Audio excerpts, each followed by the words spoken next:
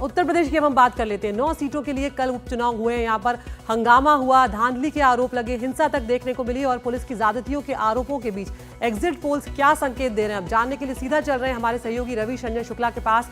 रवीश, यहाँ पर हमने देखा कि समाजवादी पार्टी जो है वो लगातार कल करीब करीब सभी 9 जगहों पर ये आरोप लगा रही थी कि पुलिस और प्रशासन जो है वो साथ नहीं दे रहा है या पक्षपात कर रहा है। कई जगहों पर हिंसा भी हुई। एग्जिट पोल्स क्या आपको यहाँ पर संकेत देते हुए नजर आ रहे हैं? जी देखिए, जी न्यूज का जो एग्जिट पोल है उसमें बीजेपी को 5 और समाजवादी पार्टी को 4 दिया गया है। बाकी 2 और जो एग्जिट पोल आए हैं उसमें बीजेपी को 6 से 7 सीटें दी गई हैं। तो यानी अगर आप देखें तो उपचुनाव से पहले इन 9 में से बीजेपी के पास में 4 सीटें थी, 4 समाजवादी पार्टी के पास में थी और 1 जो है वो जयंत चौधरी के पास में थी।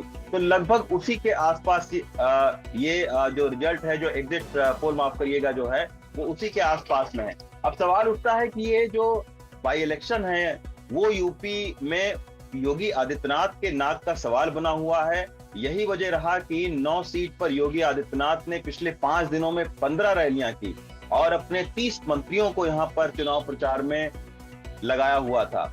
उधर अगर आप बात करें तो समाजवादी पार्टी ने भी अपनी पूरी ताकत झोंक रखी थी। समाजवादी पार्टी के अखिलेश यादव ने 14 जनसभाएं की। जातिगत फैक्टर अगर आप देखें तो इन 9 में से 4 सीटों पर जो अखिलेश यादव हैं उन्होंने जो माइनॉरिटी हैं, जो मुस्लिम कैंडिडेट हैं उनको उतारा था। और अगर आप बीजेपी की बात करें तो 9 में से 5 पर ओबीसी प्रत्याशियों को उतारा गया था। तो निश्चित तौर पर 2027 में चुनाव है उत्तर प्रदेश का विधानसभा का और उससे पहले जो है ये दोनों ही पार्टियों के लिए नाक का सवाल बना हुआ है और यही वजह है कि इस पर सियासी घमासान तेज है।